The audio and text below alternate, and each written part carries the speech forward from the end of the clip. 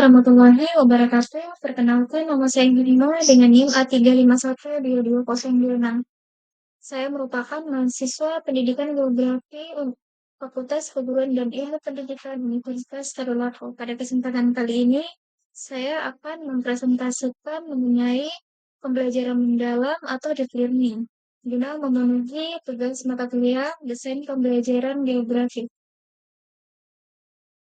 Di sini saya akan membahas yang pertama kerangka kerja pembelajaran mendalam, yaitu prinsip pembelajaran, pengalaman belajar, kerangka pembelajaran. Yang kedua, strategi implementasi pembelajaran mendalam. Di sini ada keterkaitan pembelajaran mendalam dengan kurikulum, proses pembelajaran dan asesmen. Kemudian ekosistem pendidikan, implikasi terhadap regulasi, optimalisasi peran guru, kepala sekolah, pengawas, dan orang tua. Kemudian tahapan implementasi serta implementasi pembelajaran mendalam pada jenjang pendidikan. Kemudian di sini ada pembelajaran mendalam menurut PON 2008. Di sini dijelaskan bahwa pembelajaran mendalam merupakan pendidikan progresif yang berfokus pada perkembangan peserta didik dalam kemampuan berkolaborasi, pendekatan guru, pemahaman mendalam terhadap materi pembelajaran. Untuk konteks di Indonesia, pembelajaran mendalam ini bukanlah kurikulum, melainkan suatu pendekatan pembelajaran. Pembelajaran mendalam juga bukan pendekatan baru di sistem pendidikan di Indonesia, karena sejak tahun 1970-an telah dikenalkan pendekatan pembelajaran atau cara belajar siswa aktif atau CBSA, kemudian PAKM, dan lain sebagainya. Pendekatan tersebut masih banyak menghadapi kendala baik tataran konsep maupun implementasi. Oleh karena itu, pembelajaran mendalam berfungsi sebagai fondasi utama dalam peningkatan proses mutu pembelajaran. Pertama, di sini ada kerangka kerja pembelajaran mendalam. Di sini ada prinsip pembelajaran, yaitu ada 3 prinsip pembelajaran dalam kerangka kerja pembelajaran mendalam. Yang pertama, prinsip berkesadaran. Prinsip ini merupakan pengalaman belajar dari peserta didik yang mereka peroleh ketika mereka memiliki kesadaran untuk menjadi pembelajar yang aktif dan mampu meregulasi diri. Kemudian untuk yang kedua, prinsip pembelajaran bermakna. Di sini prinsip pembelajaran di mana peserta didik memulai proses pembelajaran tidak hanya sebatas memahami informasi atau penguasaan konten, namun eh, dapat berorientasi pada kemampuan atau pengaplikasian pada pengetahuan yang telah peserta didik dapatkan dari proses pembelajaran tersebut. Kemudian yang ketiga di sini ada prinsip pembelajaran menggembirakan. Pada prinsip pembelajaran ini di mana pembelajaran ini menciptakan suasana belajar yang positif, menantang maupun menyenangkan serta memotivasi. Kemudian akan menimbulkan rasa senang dalam belajar, membantu peserta didik terhubung secara emosional. Kemudian di sini ada pengalaman belajar. Pengalaman belajar mendalam ini memberikan belajar kepada peserta didik dengan memahami, mengaplikasikan, serta merefleksi. Dapat dilihat dari tabel taksonomi belajar dalam pembelajaran mendalam. Tabel ini membandingkan 3 pendekatan utama dalam taksonomi pembelajaran, yaitu taksonomi Bloom 2001, kemudian taksonomi Solo, serta pengalaman belajar pembelajaran mendalam dan deskripsinya. Pada taksonomi Bloom 2001, ini mengklasifikasi tujuan pembelajaran ke beberapa tingkatan, mulai dari yang paling dasar hingga paling kompleks. Kemudian taksonomi Solo yaitu eh, tingkatan pemahaman siswa melalui 5 tingkatan. Yang pertama ada yang pertama belum belum berkembang, kemudian masuk hingga ke tahap dasar, hingga tahap berkembang, kemudian cakap hingga tahap yang tertinggi yaitu tahap unggul. Kemudian eh, kolom yang ini menjelaskan pengalaman belajar pembelajaran mendalam di mana siswa belajar yang diharapkan pada setiap tingkat seperti merefleksi, mengaplikasikan, kemudian memahami. Tabel ini juga menunjukkan keterkaitan antara tahapan pembelajaran menurut Bloom dan Solo, serta bagaimana pengalaman belajar dan pemahaman siswa berkembang dari sekedar mengingat, kemudian mampu berpikir abstrak secara mendalam dan merefleksi diri dengan ide-ide secara luas. Dengan demikian juga, tabel ini sangat membantu guru atau pendidik untuk memahami bahwa posisi siswa dalam proses belajar dan menentukan strategi pembelajaran yang sesuai dengan setiap tahapannya. Kemudian di sini ada kerangka pembelajaran. Di sini ada 4 kerangka pembelajaran. Yang pertama, eh, praktek pedagogis. Pada praktek ini merujuk pada bagaimana strategi belajar yang dipilih oleh guru untuk mencapai tujuan pembelajaran. Kemudian yang kedua, lingkungan pembelajaran. Lingkungan pembelajaran ini adalah kerangka pembelajaran yang menekankan pada integrasi antara ruang fisik, ruang virtual, dan budaya belajar untuk mendukung pembelajaran mendalam. Kemudian yang ketiga, di sini ada pemanfaatan teknologi digital. Di sini pemanfaatan teknologi digital ini sangat memegang peran penting sebagai katalisator untuk menciptakan pengalaman belajar yang lebih interaktif, kolaboratif, dan kontekstual. Kemudian terakhir di sini ada kemitraan belajar. Pada kerangka pembelajaran kemitraan pembelajaran, ini membentuk hubungan yang dinamis antara guru, peserta didik, orang tua peserta didik, kemudian komunitas, serta mitra profesional.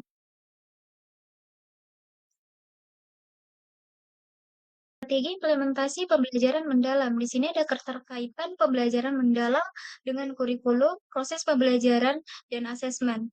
Implementasi pembelajaran mendalam memerlukan penyesuaian kurikulum yang ada pada saat ini.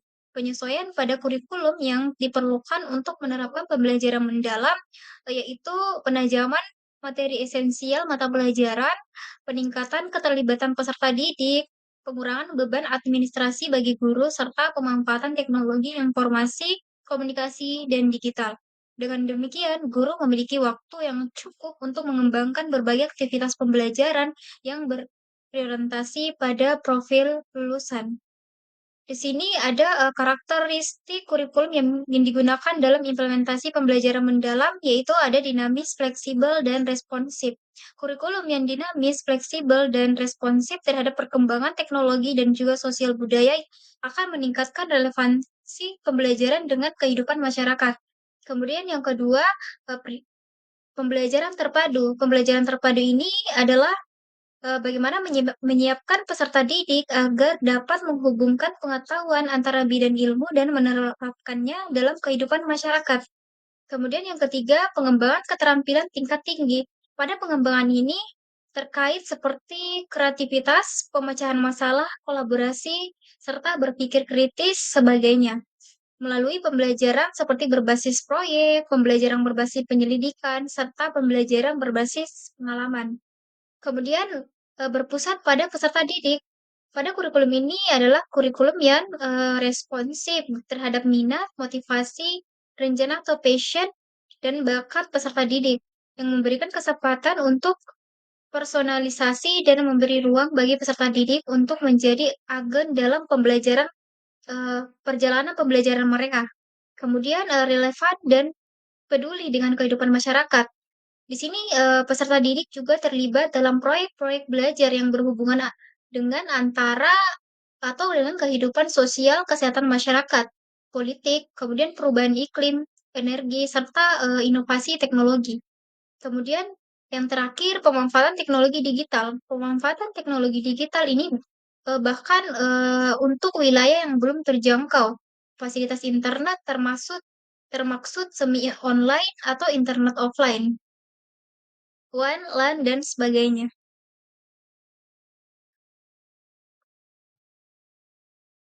Yang pertama, guru sebagai pusat dalam ekosistem pendidikan.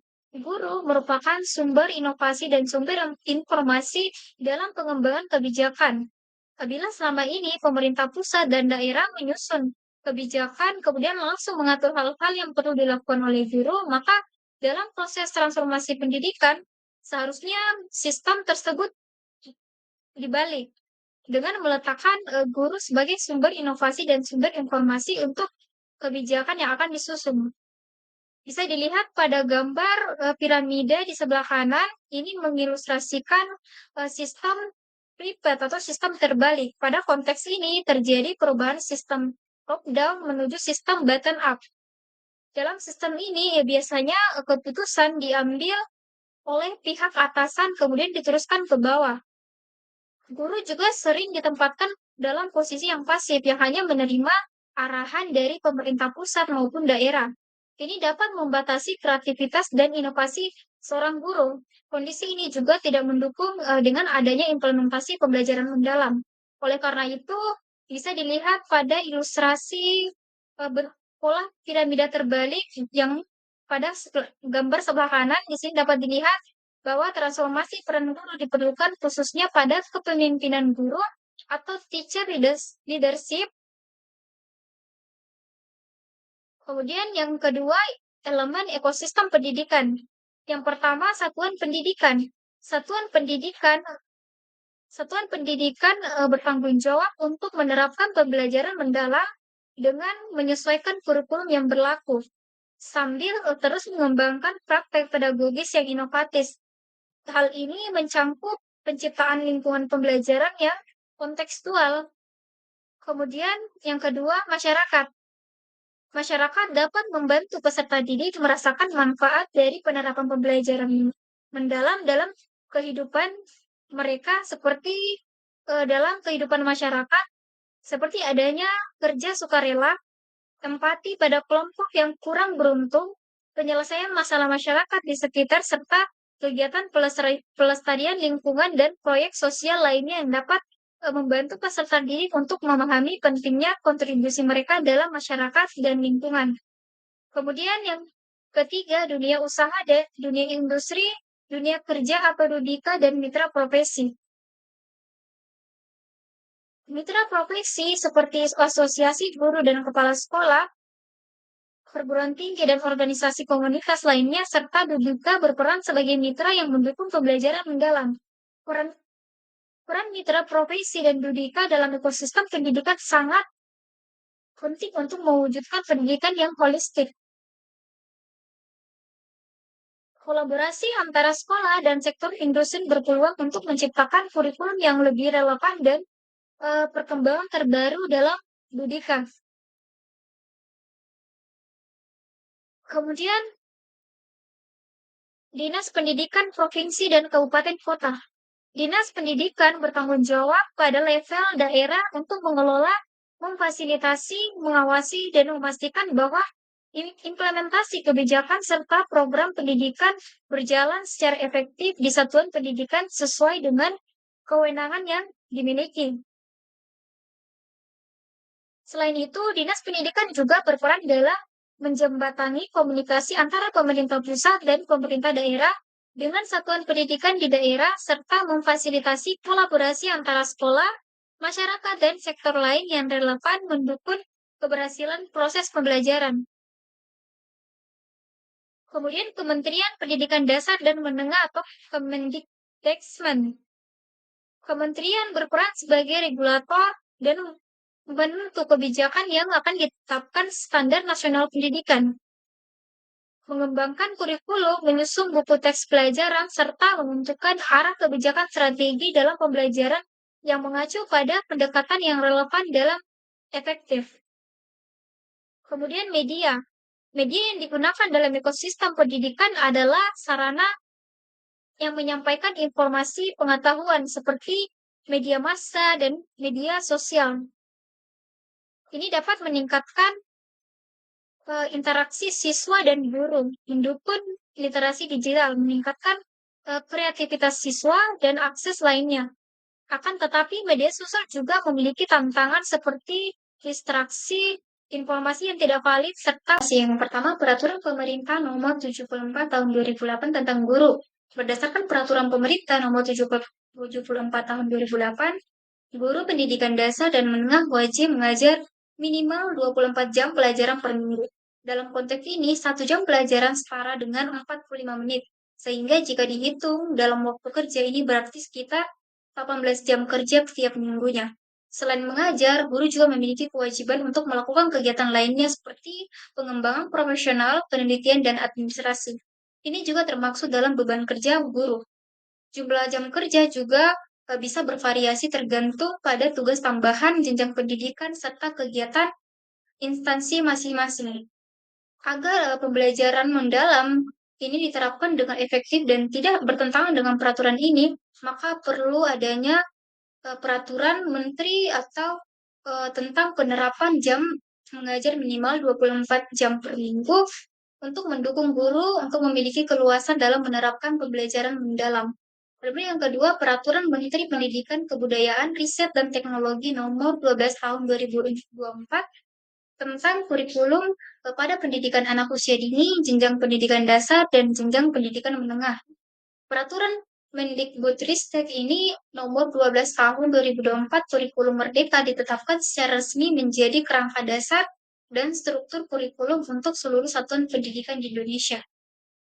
Permendikbudristek ini juga mengatur implementasi kurikulum yang fleksibel, berbasis pada kompetensi dan mendukung pengembangan karakter keterampilan abad 21 serta literasi dan numerasi. Hal penting ini perlu dicatat bahwa meskipun peraturan ini memberi kebebasan yang lebih besar kepada sekolah, setiap kebijakan yang diambil harus tetap berorientasi pada kepentingan dan perkembangan peserta didik agar pendekatan pembelajaran mendalam dapat diimplementasikan dengan efektif. Kemudian peran optimalisasi peran guru, kepala sekolah, pengawas, dan orang tua.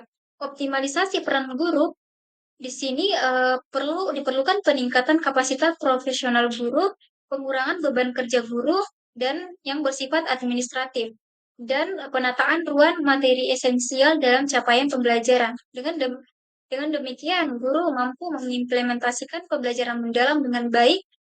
Peningkatan kapasitas guru juga dapat dilakukan melalui pendidikan dan pelatihan jabatan dan prajabatan. Kemudian yang kedua, optimalisasi peran kepala sekolah. Yang ketiga, optimalisasi peran pengawas. Pemahaman pengawas tentang cara memberikan pendampingan pembelajaran yang memadai bagi guru juga masih sangat terbatas. Belum semua dinas pendidikan memberdayakan pengawas dalam proses implementasi kurikulum dan masih terbatasnya penguatan kompetensi pengawas oleh dinas pendidikan. Oleh karena itu, perlunya revitalisasi. Revitalisasi tersebut dilakukan melalui program pemberdayaan yang mencangkup peningkatan rasio pengawas terhadap satuan pendidikan, perbaikan seleksi pengawas, penyediaan deskripsi tugas yang jelas, peningkatan kualitas pendampingan, dan pemantauan pelaksanaan tugas pengawas, serta penyediaan teknologi komunikasi dan transportasi yang memadai. Kemudian yang keempat, optimalisasi peran dan kontribusi orang tua, masyarakat, dan pemerintah, serta pemerintah pusat. Optimalisasi peran perlu dilakukan karena rendahnya kepedulian orang tua terhadap pendidikan anak yang rendah. Rendahnya kemitraan sekolah dan orang tua, rendahnya kemitraan guru dan orang tua, kemudian kurang optimalnya peran dan kontribusi orang tua melalui komite sekolah terhadap program-program di sekolah. Oleh karena itu, perlu dilakukan penguatan kemitraan antara sekolah, orang tua, masyarakat, pemerintah daerah, dan pemerintah pusat. Kapan implementasi? Di sini dilampirkan tahap alur implementasi pembelajaran mendalam. Yang pertama, tahap persiapan. Pada tahap ini adalah tahap awal sebelum implementasi dimulai. Kegiatan ini meliputi sosialisasi pembelajaran mendalam kepada semua pemangku kepentingan dan identifikasi kebutuhan sumber daya, kesiapan sekolah, serta pelatihan dasar terkait pembelajaran mendalam. Setelah dilakukan tahap persiapan, maka dilakukan tahap pelaksanaan atau uji coba. Tahap ini dilakukan di lingkungan sekolah atau di lingkungan pendidikan. Tahap ini bertujuan untuk melihat efektivitas awal atau mengidentifikasi potensi atau kendala yang mungkin muncul selama proses implementasi pembelajaran mendalam. Kemudian setelah dilakukan tahap implementasi atau uji coba, maka akan dilakukan tahap evaluasi. Tahap ini dilakukan untuk menilai keberhasilan pelaksanaan atau uji coba. Hasil evaluasi ini akan memperbaiki proses sebelum pembelajaran mendalam ini dilakukan secara atau diterapkan secara penuh. Jika hasil evaluasi belum memuaskan, proses dapat dikembalikan ke tahap pelaksanaan atau tahap uji coba. Kemudian setelah, dilakukan pelaksanaan uji coba, kemudian terlihat hasilnya baik dari tahap evaluasi, maka akan dilanjutkan pada, tahap penggunaan pembelajaran mendalam. Pada tahap ini, ditunjukkan bahwa, hasil yang baik dari pembelajaran mendalam mulai digunakan secara luas di lingkungan pendidikan. Tahap ini menandai penerapan penuh dari strategi atau metode yang telah dikembangkan. Kemudian, setelah dilakukan tahap penggunaan pembelajaran mendalam, maka akan ke tahap refleksi. Pada tahap ini dilakukan peninjauan seluruh proses implementasi atau mengidentifikasi keberhasilan dan tantangan, merumuskan langkah-langkah perbaikan ke depan. Refleksi ini penting untuk memastikan keberlanjutan dan peningkatan kualitas dari implementasi pembelajaran mendalam. Kemudian implementasi pembelajaran mendalam pada jenjang pendidikan. Yang pertama, jenjang PAUD, RA, atau yang sederajat. Pada jenjang ini, penerapan pembelajaran mendalam dikembangkan secara sensoris dan motorik. Kegiatan berfokus pada bermain sambil belajar melalui aktivitas seperti permainan yang mendidik, proyek, dan interaksi sosial. Kemudian yang kedua, jenjang SD-MI yang sederajat. Pada jenjang ini, implementasi pembelajaran mendalam difokuskan pada perkembangan aspek kognitif, sosial, dan emosional. Pembelajaran di sini diarahkan agar siswa mampu berpikir kritis, memecahkan masalah, serta mengembangkan keterampilan dasar. Kemudian yang ketiga, jenjang SMP, MTS, atau yang sederajat. Pada jenjang ini difokuskan pada pemahaman konseptual, keterampilan berpikir kritis, dan keterampilan berkomunikasi. Kemudian jenjang SMA, MA, atau yang sederajat. Pada penerapan pembelajaran mendalam ini diterapkan dengan cara yang lebih kompleks, mencakup proyek, lintas mata pelajaran, dan penelitian berbasis masalah. Tujuan utamanya itu mengembangkan kemampuan berpikir tingkat tinggi, pemecahan masalah, dan kemandirian belajar. Implementasi pembelajaran mendalam di jenjang ini juga difokuskan pada penguatan aspek akademis, keterampilan berpikir kritis, dan kesiapan menghadapi dunia kerja atau pendidikan tinggi. Kemudian tahap jenjang SMK MA atau yang sederajat. Penerapan pembelajaran mendalam pada jenjang ini difokuskan pada pengembangan kompetensi peserta didik yang relevan dengan kebutuhan dunia kerja. Kemudian jenjang SLB atau sekolah luar biasa. Pada penerapan pembelajaran mendalam pada jenjang ini menyesuaikan kebutuhan dan karakteristik peserta didik yang berkebutuhan khusus. Dalam penerapan pembelajaran di SLB ini menekankan pada pencapaian kompetensi individu baik akademik maupun non-akademik serta pengembangan potensi diri sesuai dengan kebutuhan khusus peserta didik. Kemudian yang terakhir, pendidikan kesetaraan non-formal. Pada jenjang ini, penerapan pembelajaran mendalam pendidikan kesetaraan non-formal menyesuaikan dengan kebutuhan peserta didik yang beragam, dengan menekankan pada pengembangan kompetensi dasar, keterampilan hidup, dan kesiapsiagaan kerja.